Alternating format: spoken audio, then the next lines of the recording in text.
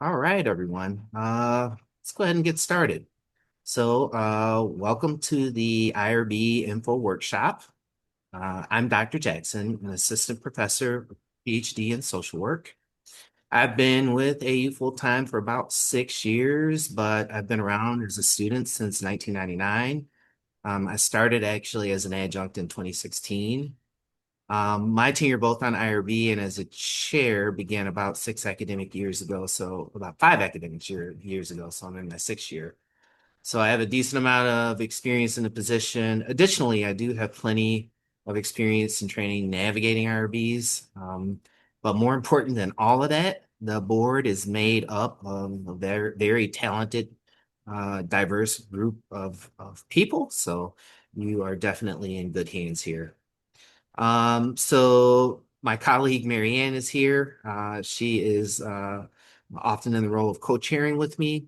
I will be the primary contact person through July, and her tenure as chair in IRB will start in August. Her contact information can be found at any time on the AU IRB webpage, which will be updated accordingly.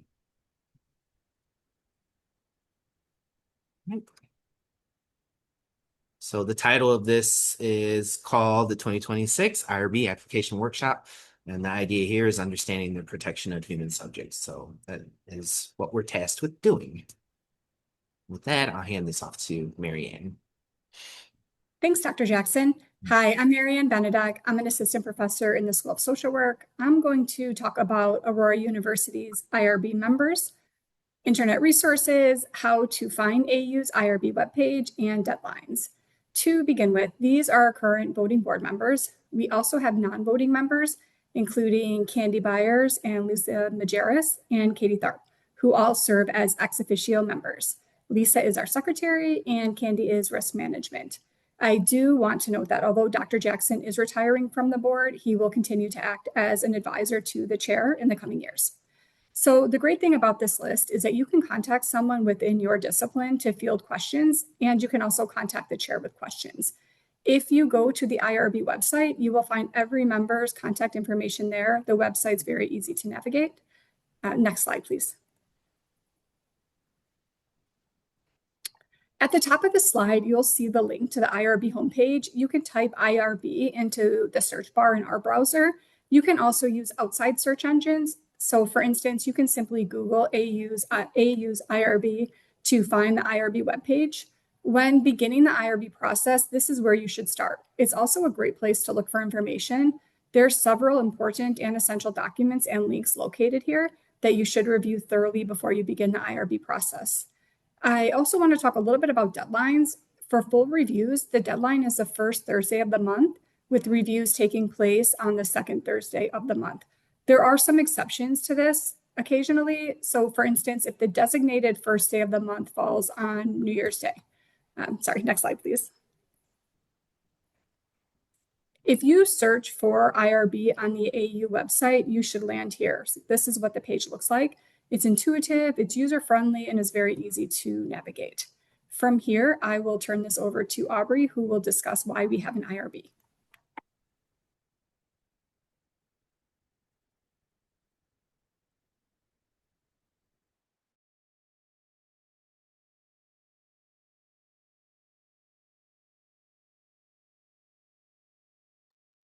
Sorry. Thank you. There you go. Thank you. I appreciate that, Willie. For some reason, like my unmute button is not popping up. So I appreciate you unmuting me. I was like trying. All right. So I'm Aubrey Bramer Southall.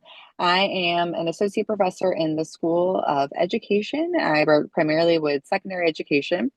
And this is my 10th year at Aurora University and my first year on the IRB committee. So why do we have IRB? So IRB exists to ensure protection for our participants and with research involving humans. So no matter what research you're doing involving humans, you must go through our IRB board. It's governed by federal regulation, so much of what we do is following compliance from the federal government. Generally, IRBs are concerned with protecting human participants from any physical or psychological harm, ensuring that human participants receive informed consent, And confidentiality and anonymity of participants involved in the research. So it also protects the interests of the researcher and our institution or other institutions that are involved. If you have a question about if you need IRB, people in the committee are happy to talk with you, specifically Willie and Mary Ann. Next slide, please. So review for research studies is one of the reasons that we would do IRB. For example, any type of research where you are giving surveys or humans are involved in a variety of ways. So even if you don't think there's any potential harm, you still need IRB to deem that there is no potential harm. This includes investigations that are using to seek to the general overall knowledge base of academia. So we typically do not review things like class projects, journalistic activities, so something that would fall under that realm. And if you look on the federal research guidelines for institutional research, you can see what is classified as a journalistic activity, and then institutional research or program evaluation. So something that you're doing in-house, like an action research project that is not going to be taken out into the field and published. Thank you. Awesome. And I believe this, yes, sorry. All right, so the primary functions of the IRB is to review ethical issues related to the methods of research. And so, like I stated earlier, Marianne and Willie can help you understand if you are in need of IRB. There are some things that are exempt from IRB or based on federal guidelines, and there's many that are not. So, but what we are looking at is we are not a journal reviewer. We're not looking at the type of methodology that you have chosen. We are not reviewing your grammar and spelling, but we will, if it's hard to understand, we will be asking for corrections on that. And we will not be determining whether or not we find your study to be important to the field. So that's outside of our realm. We're just looking at is what you're trying to do within federal regulations for research. The IRB tries to act or to avoid acting as a quality control. So sometimes there are questions over whether or not what you're asking to do is valid, but those are things that we will reach back out to you about. So we will review the aspects, like I stated, of if it's hard to understand with grammar or we don't understand what your methodology is, but you as the researcher will determine what is needed, and then the IRB board will determine if this falls under and is safe for human participants. Thank you. Hey everyone, I'm Faith Wilson. I'm in the College of Ed in the EDD program as well. And so I want to talk about the IRB review process briefly. So as mentioned before, the IRB manual is an excellent place to start. That's your first starting point on the website. It will go over the different categories of review. We have exempt, expedited, and full. I will say that most applications are going to go through the full review process. However, there are a couple of other exceptions. If you're working solely with extant data sets, for example, that might be an exempt review. And expedited might be for some versions of classroom projects that are a little more involved. However, that is determined by the IRB chair. So you still would submit that application, but it's possible it could end up going to a full review. So it's very important to kind of be aware that that could be the case. Check the deadlines. In some cases, after winter break, for example, there might be a 1-week delay on the deadline. So it's important to always, again, go to that website. Just have it in your browser and you can check that very quickly. The expedited reviews are carried out by just a couple of committee members, and then the exempt reviews are usually done by the chair. And you're going to be receiving feedback. That feedback will typically happen through your AU email. So check your AU email regularly for that, about 1 week after the IRB meeting. Next slide. So when you get your results back from the IRB, there are 3 categories. One is straight up approval. That means you're going to be receiving a letter that says you can begin to data collect and begin to work on your study. The second is modifications needed, and third is disapproved. Most of the applications are going to be category 2. You'll receive a list of feedback from the IRB chair. At that point, it's recommended that you copy that feedback onto a separate document and respond to how you addressed each feedback point. And then in your original application, highlight any changes that you made as directed by the feedback and in either a different font color or highlighter color, and then send that back to your IRB chair. They will then review those changes and make sure that you did indeed address those. And if those are meet the approval, then you'll receive your approval letter.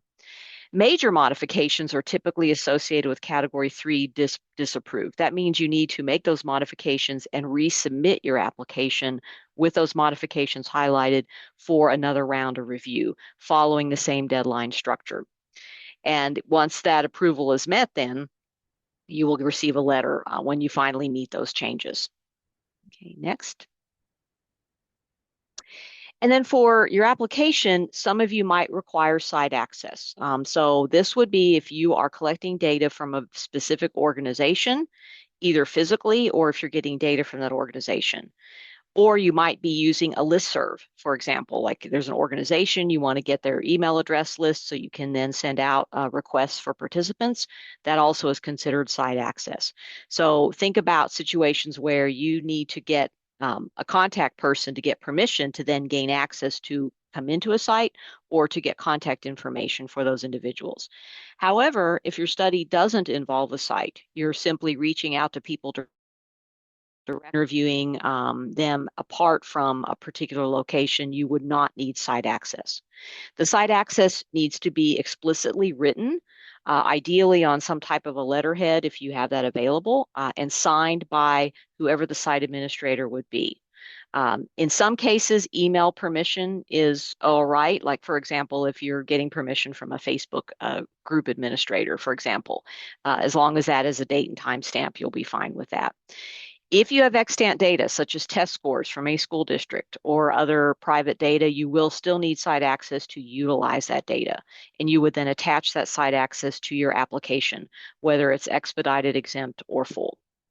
And I'm going to now turn it over to Ken, who will talk about the informed consent process. Thank you very much. My name's Ken King. I am a professor in the College of Education and Social Work, and this is year 5 on the IRB. I'd like to talk about informed consent. So informed consent is the permission that human participants give prior to taking part in a research study or treatment program. When participants provide informed consent, they indicate that they understand that participation is voluntary and they accept the possible risks, benefits, and outcomes of participating. The IRB requires that researchers obtain informed consent to ensure that studies meet today's ethical and legal standards. Usually, participants provide consent by reading and signing a printed form or electronic document. You'll find consent templates on the IRB page. These examples include the required elements of what it is to communicate when seeking informed consent. This would include details such as the nature of the participant's involvement, the length of the involvement, and the type of data that will be collected, how the data is preserved, and when it will be deleted. For additional help and support, you should review the informed consent section on the IRB manual. How you obtain informed consent can vary depending on the nature of the study and the data you wish to collect. For some survey research, a consent statement is placed at the top of the instrument, but there are no signatures collected. If this is the case, you document a waiver of securing a signed consent form that accompanies that survey instrument, and include this with the IRB application materials. For the majority of studies, utilize the standard adult consent template. This form is intentionally designed, so stick with the format provided. In some cases, you may be managing multiple stages of data collection. In instances such as this, there are advantages to including multiple templates. For example, if you administer a survey first, this first phase of the study may incorporate a survey instrument with a waiver of signed consent attached. For the second part of the study, you might select additional participants for the individual interviews and use a standard adult consent template. For some studies, you will have different groups of participants. You may need to provide one template for each subgroup.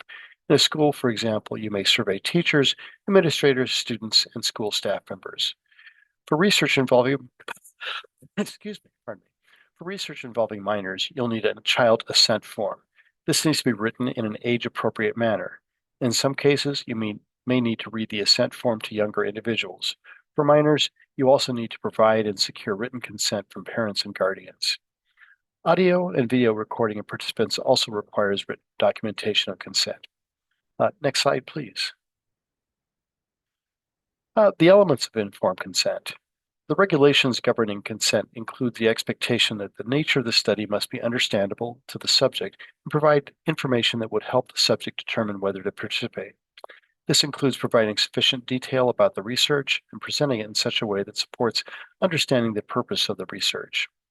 For participant involvement in the study, you must be clear as to the amount and nature of activities that you seek from participants. You should include the explanation as to the expected amount of time needed to participate and to the number and type of activities they would be exposed to. These should be specific enough that the participants fully understand the nature of involvement. The example listed here, a survey of X amount of items that will take 10 to 15 minutes, or 2 one-on-one interviews that will last approximately 45 to 60 minutes, help the participant make a decision as to whether or not to consent. In terms of risks, identify particular risks associated with the study. Avoid language that uses the term minimal risk.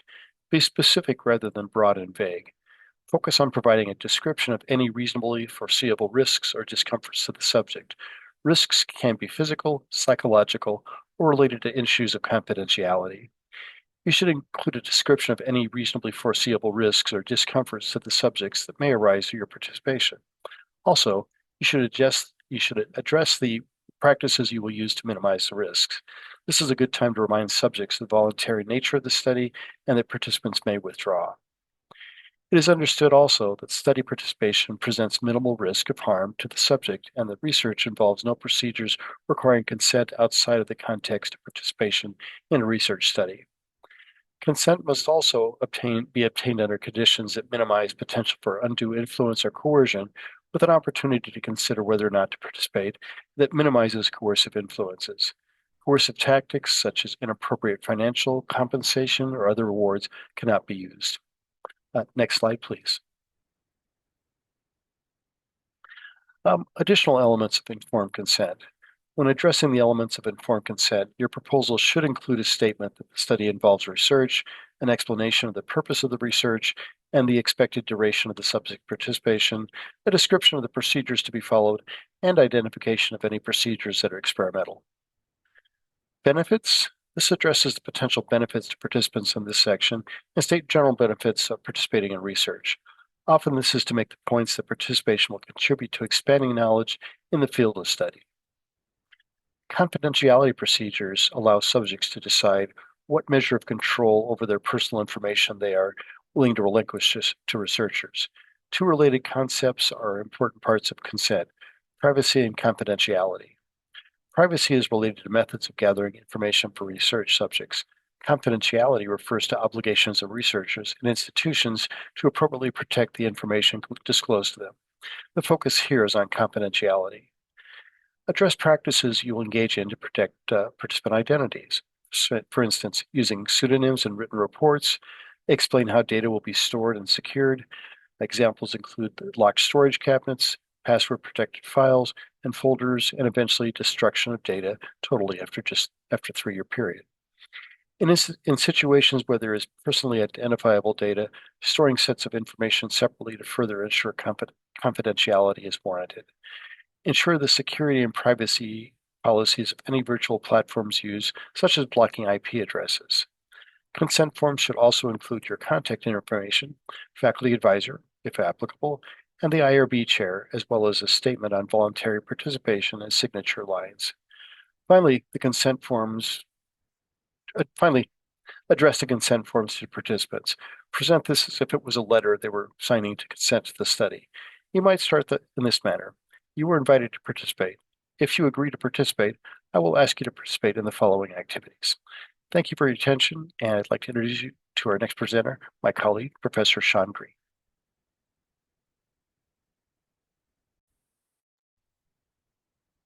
Hello, my name is Sean Green. I am a professor of marketing in the Dunham School of Business, and I will be addressing the topic of frequently asked questions. First question, students are doing a research project. What do they need to do to go through the IRB? If the project is administered in class and will only be disseminated in class, then typically no. If the project will be disseminated outside of class purposes, such as conference presentations or publications, it may need IRB approval. Follow the human subjects determination form, which has decision charts for exemption based on federal regulations. Additionally, if the research involves sensitive information, such as questions about mental health, drug usage, traumatic experiences, etc., and is beyond minimal risk, it will likely need to be reviewed, even as a classroom research project. It is always best to consult the IRB if there are any questions about this. See Classroom Research Guidelines document on the IRB website. Question: how can I tell if my research needs to go to the IRB and what kind of review? Complete the human subjects determination form. This form references several exemption categories that research could fall under. Generally, experimental research or any type of research that involves a protected class, such as children, older adults, prisoners, or people with disabilities, will need a full review. Additionally, studies that include risks that are beyond minimal will need full review. See the IRB manual on the IRB website. Next slide, please. If my research is exempt, is there anything I need to do? It is always best to complete the human subjects determination form and send to the IRB chair. When human participants are involved, it is always best to have the IRB determine the exempt status. There also may be some recommended best practices, even when exempt from full review. Question: what is the likelihood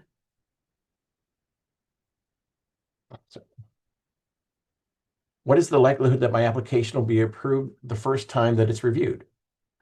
Well, it depends, but the most common review asks for a set of revisions. Very few applications are approved with absolutely no revisions. Next question. What things do I need to consider when conducting research with electronic surveys? Address the security and privacy policy of the platform that you are using, such as Qualtrics or SurveyMonkey, in the application. Address whether or not you are collecting personally identifiable information, including if the survey collects IP addresses or not. Explain how your data is being stored and secured with multiple layers of security. See the Electronic Survey Research Guidelines document on the IRB website. Question: what things do I need to consider when using an already established instrument? Address whether the instrument is publicly accessible, if permissions are needed to access, or if specific professional licenses or credentials are necessary to access and administer. Address this in your application and include any relevant materials, such as permissions, credentials that you possess that are relevant. Question: can I collect personally identifiable information from participants? Yes, but this does create further risks for participants, especially depending on what kind of data that it is. When collecting personally identifiable information, it is best to create data sets where data are kept separate from identifiers that can link participants to data. Question: can I conduct my research virtually, such as through Zoom? Yes. This has become increasingly common during COVID-19. Your application should address Zoom security features. See the AU ITS guidelines on the IRB website, whether or not sessions will be recorded, and you should obtain consent forms from participants to record. The next section will be considerations. Zeb. Thank you. I'm Zeb Corinne, and I am with the School of Nursing. I'm Director of Graduate Nursing Studies, and I'm going to tell you a little bit about some of the things you want to keep an eye on. And you've heard these throughout the presentation already, but these are probably some of the most common pieces we see when we send back an application that it's approved, but you need to do a few revisions. So first, your entire application should be in one document, and this can be in Word, it can be a PDF, and it's going to include that application form itself and all of the attachments. And a few of these that you need to consider and make sure you don't forget. One is the city certificate. That's your ethics piece that you have said you have completed that, and that's always an important piece to have. Another is if you are using any data instruments, you need to have that consent or that permission that you are using it. So you'll want all of your trail, whether it's email trail, whatever it is, that shows that you have been given consent to use that instrument. That should also be included with the application. Other consents, if you were doing something with your people that you are studying, then you need those audiovisual consents. So the consent form is a real key piece. And so step back when you're ready to submit this and make sure anything that you have that should require permissions or a consent, that we have it in that application. Security is a major factor with any of this, as you can well imagine so far. So you need to have 2 layers of security or 2 layers of locks. And these we've mentioned before, but really keep that in mind. If it is a personal computer that you only have it's encrypted, it's kept in a locked drawer, always think about that as far as 2 ways or 2 layers.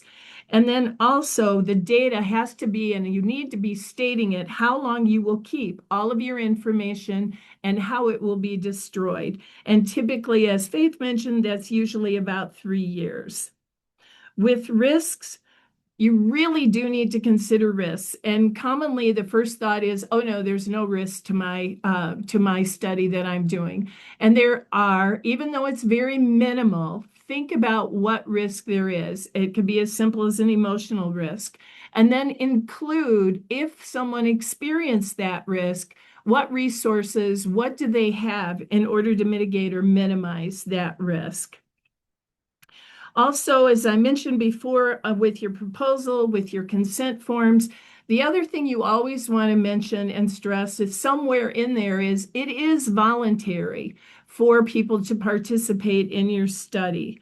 And also, they have to be aware, and you need to be stating somewhere to them and to the communication you are sending them that they can withdraw at any point in time during the study, and there would be no penalty involved.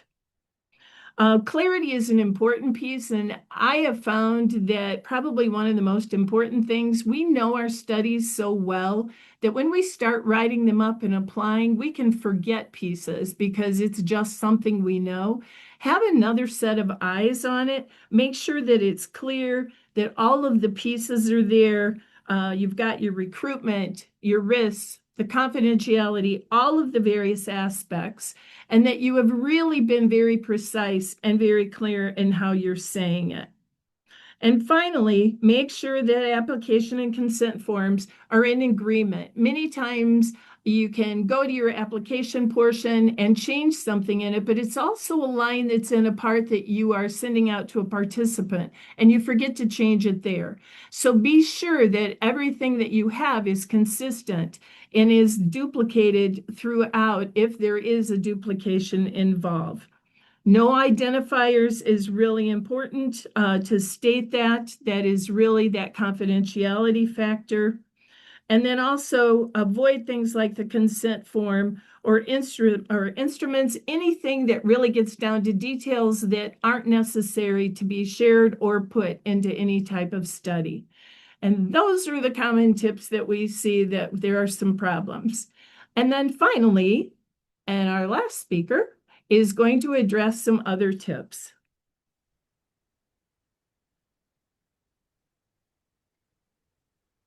All right, good afternoon, everyone. I am Dr. Vito Taylor. I'm Assistant Professor of Cybersecurity in the Computer Science Department. So for other tips, if you're teaching research with a student research projects, make sure you review student applications before they go to the IRB. If you are a doctoral student, having your dissertation chair review your application before you send it for review may help facilitate the process, which can help smooth which actually can help smooth out the process. And make sure you have like another set of eyes, help you check to make sure that all of the required elements are in your application. Just understand that the IRB application is a different kind of document compared to your dissertation proposal. Familiarize yourself with applications, forms, and the IRB website. If questions remain, please ask. The current chair of the IRB is Dr. Willie W. Jackson, Jr. His information is on the website, and Dr. Jackson is awesome. Well, thank you. I appreciate that. I work with an awesome team, as you can tell. So thanks, everyone. At this stage, I think we're ready to sort of conclude our presentation of this material. But we invite you to share any questions that you have. We'll field them to the best of our knowledge, and yeah, we just thank you for joining us today. So you can put the questions in the comments. You can grab them from the comments, or you can just speak up.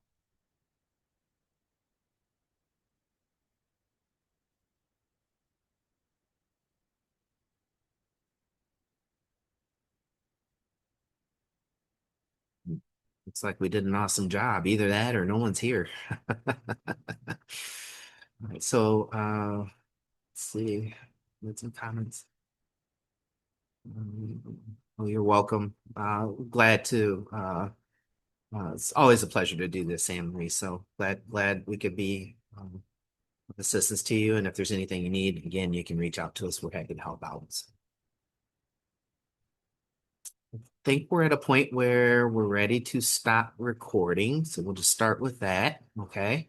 That way, if someone has a question that they'd like to ask after the recording has stopped, they can do that. So we'll go ahead and we'll stop recording now.